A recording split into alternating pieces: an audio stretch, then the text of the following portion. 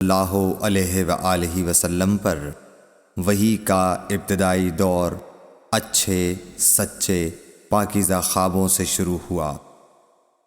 آپ خواب میں جو کچھ دیکھتے وہ صبح کی روشنی کی طرح صحیح اور سچا ثابت ہوتا۔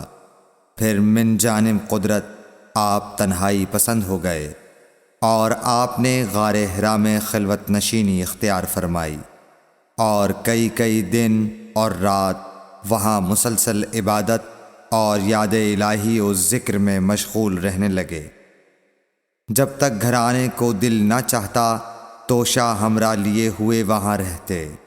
توشہ ختم ہونے پر ہی اہلیہ محترمہ حضرت خدیجہ رضی اللہ تعالی عنہا کے پاس تشریف لاتے اور کچھ توشہ ہمراہ لے کر پھر وہاں جا کر خلوت گزین ہو جاتے۔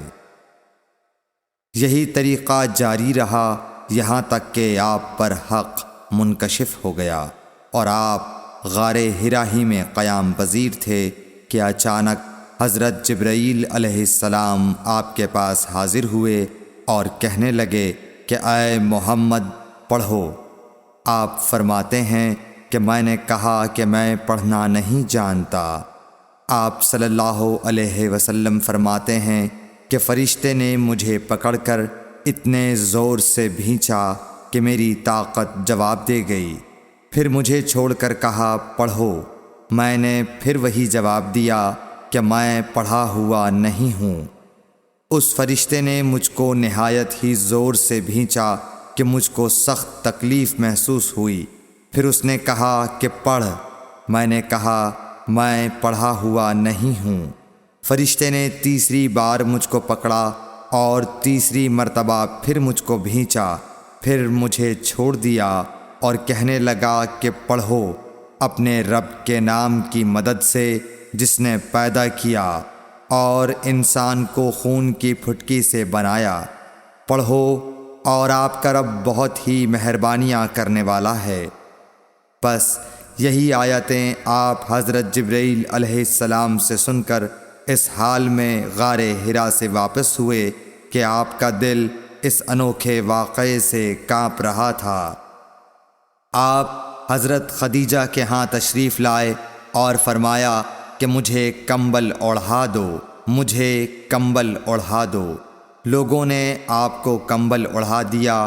جب آپ کا ڈر جاتا رہا تو آپ نے اپنی زوجہ محترمہ حضرت خدیجہ رضی اللہ تعالی عنہا کو تفصیل کے ساتھ یہ واقعہ سنایا اور فرمانے لگے کہ مجھ کو اب اپنی جان کا خوف ہو گیا ہے۔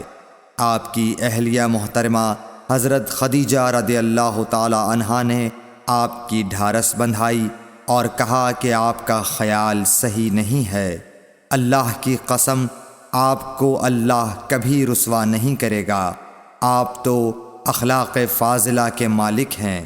آپ تو کنبہ پرور ہیں، بے کسوں کا بوجھ اپنے سر پر رکھتے ہیں، مفلسوں کے لیے آپ کماتے ہیں، مہمان نوازی میں آپ بے مثال ہیں اور مشکل وقت میں آپ امر حق کا ساتھ دیتے ہیں۔ ایسے اوصاف حسنہ والا انسان یوں بے وقت ذلت و خواری کی موت نہیں پا سکتا۔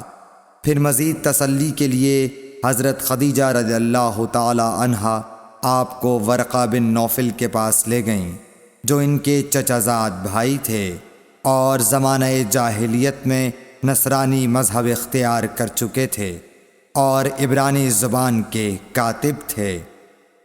چنانچہ انجیل کو بھی حسب منشائے خداوندی عبرانی زبان میں لکھا کرتے تھے۔ انجیل سریانی زبان میں نازل ہوئی تھی، پھر اس کا ترجمہ عبرانی زبان میں ہوا۔ ورقہ اسی کو لکھتے تھے۔ وہ بہت بوڑھے ہو گئے تھے، یہاں تک کہ ان کی بینائی بھی رخصت ہو چکی تھی۔ حضرت خدیجہ رضی اللہ تعالی عنہا نے ان کے سامنے آپ کے حالات بیان کیے اور کہا کہ اے چچا زاد بھائی، اپنے بھتیجے محمد صلی اللہ علیہ وسلم کی زبانی ذرا ان کی کیفیت سن لیجئے۔ وہ بولے کہ بھتیجے آپ نے جو کچھ دیکھا ہے اس کی تفصیل سناؤ۔ چنانچہ آپ صلی اللہ علیہ وآلہ وسلم نے از اول تا آخر پورا واقعہ سنایا، جسے سن کر ورقہ بے اختیار ہو کر بول اٹھے کہ یہ تو وہی ناموس معزز رازدان فرشتہ ہے جسے اللہ نے حضرت موسیٰ علیہ السلام پر وحی دے کر بھیجا تھا۔ کاش میں آپ کے اس عہد نبوت کے شروع ہونے پر جواں عمر ہوتا، کاش میں اس وقت تک زندہ رہتا جب کہ آپ کی قوم آپ کو اس شہر سے نکال دے گی۔ رسول کریم صلی اللہ علیہ وآلہ وسلم نے یہ سن کر تعجب سے پوچھا کہ کیا وہ لوگ مجھ کو نکال دیں گے، حالانکہ میں تو ان میں صادق و امین و مقبول ہوں۔ ورقہ بولا، ہاں یہ سب کچھ سچ ہے، مگر جو شخص بھی آپ کی طرح امر حق لے کر آیا لوگ اس کے دشمن ہی ہو گئے ہیں۔ اگر مجھے آپ کی نبوت کا وہ زمانہ مل جائے تو میں آپ کی پوری مدد کروں گا، مگر ورقہ کچھ دنوں کے بعد انتقال کر گئے، پھر کچھ عرصے تک وحی کی آمد موقوف رہی۔ صحیح بخاری حدیث نمبر 3۔